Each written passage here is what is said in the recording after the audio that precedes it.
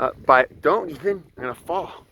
By late March, the ice finally started breaking up on the Missouri River because it was frozen over, and dead buffalo who had drowned in the river as it was thawing, started flowing down the river, and Lewis was amazed to watch the Indians and how they would jump across big cakes of ice and to capture the dead buffalo and bring them in. Um, I don't know, maybe the river looks something like this. This is a still partially frozen lake here, but just a beautiful scene here. Here you go, Dougie.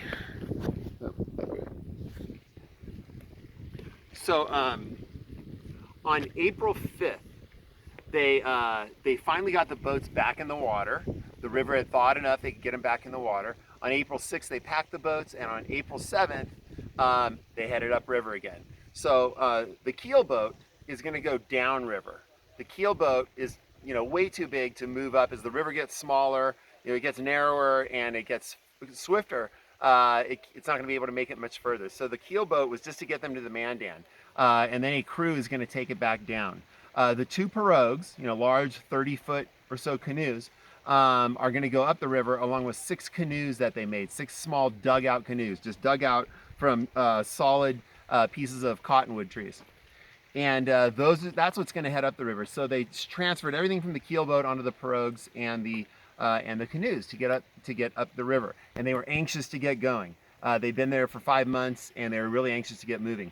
While the crew is doing this, Lewis and Clark both are busy writing. Especially Meriwether Lewis spent 3 weeks. Woke up, wrote all day, ate, slept, got up and started writing again. He's going to end up writing over 45,000 words. It's like a book. To Jefferson about everything they had experienced so far. Of course, these are men of the Enlightenment, and they're, being very careful about the facts that they're recording, and hopefully for the betterment of society. That's what the Enlightenment was all about.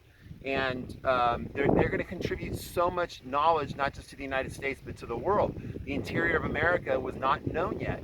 And so not only the plant and animal species and the minerals, the soil, the climate and all this stuff, but also the Indian tribes and so much knowledge about, the inner workings of life in America, with the Indian tribes. So he was very, very detailed about everything he did. He was very careful that everything was accurate because it was so important. He wanted to please Jefferson. He also wanted to justify the expedition. There were a lot of people. The Federalist Party at this time is still opposing the expedition, and in large, they're opposing the larger than that, the Louisiana Purchase, more importantly. But so on April 7th, they're finally going to leave, say goodbye to the Mandan and the Hidatsa, and start moving upriver. Lewis will walk. The rest of them will be on the boats. He wanted to visit the different Mandan villages and say goodbye to all the chiefs before he left, and he's going to do that. He also had he had traded for a buffalo skin teepee. These are very large. They're 15 feet large, and that's going to be used as they progress up the river. It's going to be used for him and Clark, and for Charbonneau and Sacagawea, and their baby. What was the baby's name again, Ethan? Little Pomp. Little Pomp. And sometimes Drouillard, the French interpreter that they had hired, that was not part of the army. Sometimes he would sleep in there, but it was basically for those 5, their quarters. All the men basically slept out in the open. And yep, we're done. Ooh, doing a final.